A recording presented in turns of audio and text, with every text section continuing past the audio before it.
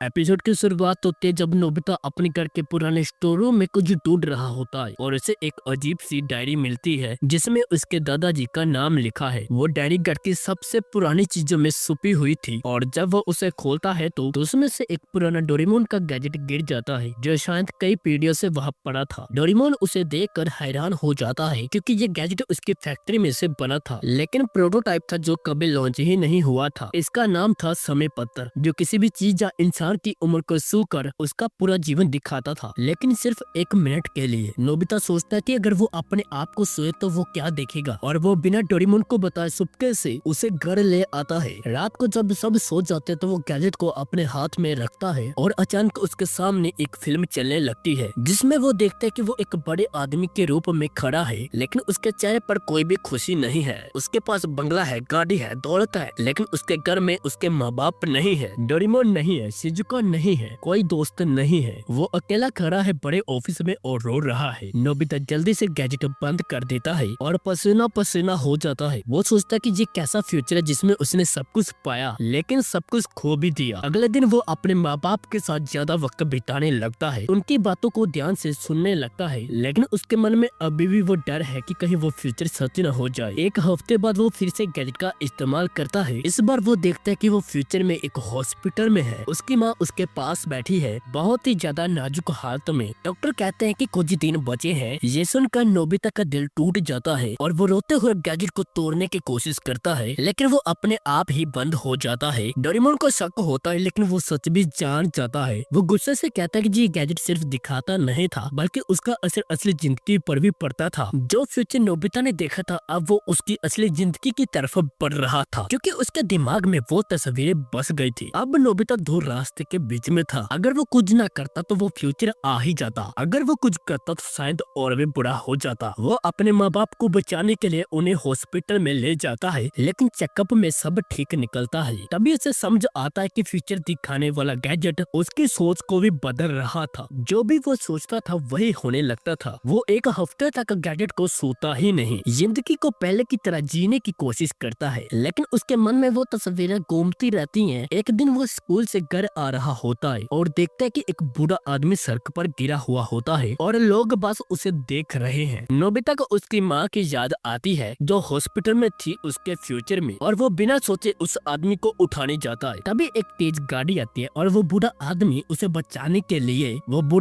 उसे धक्का दे देता है। दोनों बच जाते हैं। वो बूढ़ा आदमी उसको गले लगाता है और कहता है कि उसने आज उसकी जान बचाई है। नोबिता को कोई समझ नहीं आता कि वो आदमी कौन है, लेकिन जब वो आदमी चला जाता है उसके गिरे हुए कुछ कागज होते हैं जिसमें लिखा हुआ होता है कि वो एक साइंटिस्ट है जो कि टाइम ट्रेवल पर काम कर रहा था। उसे वो गैजेट मिला था जो कि अब नोबिता के पास था। नोबिता घर भागकर आता है और डोरेमोन को सब बताता है। डोरेमोन बताता है कि शायद वो आदमी फ्यूचर से आया था ताकि इस गैजेट को वापस ले जा सके, क्योंकि ये टाइम स्ट्रीम के लिए खतरनाक था। रात को नोबिता सोचता है कि अगर वो गैजेट को वापस कर देता तो शायद उसका फ्यूचर बदल जाए, लेकिन उसके हाथ में कोई गैजेट नहीं रहता क्योंकि वो अपने आप गायब हो चुका था। अगले दिन सुबह नोबिता उठता है तो उसे लगता है कि सब कुछ बदल गया है। उसके घर में एक नया माहौल है, उसके माँ बाप खुश हैं, और जब वो स्कूल जाता है तो वही बूढ़ा आदमी उसके स्कूल का नया प्रिंसिपल है जो उसे गले लगाता है और कहता है कि उसने उसकी जिंदगी बदल दी। नोबिता समझ जाता है कि जब उसने उस आदमी की जान बचाई थी तभी उसका फ्यूचर बदल गया था। गैजेट ने सिर्फ उसे दिखाया था, लेकिन असली पावर उसके कामों में थी। एपिसोड के आखिर में डोरेमोन उसे कहता है कि फ्यूचर देखना गलती नहीं थी पर यकीन कर चलना गलती। नोबिता मुस्कुराता है और डोरेमोन को कहता है अब उसे फ्यूचर देखने की जरूरत नहीं है क्योंकि वो आज को इतना अच्छा बना देगा, कल अपने आप ऐसा हो जाए। वीडियो अच्छी लगी तो लाइक और चैनल को सब्सक्राइब जरूर कर देना, क्योंकि मुझे इसे बनाने में बहुत ही ज्यादा मेहनत लगी है और मैं आप सबका प्यार पाने के लिए ही ऐसे एपिसोड ढूंढ कर लाता हूँ।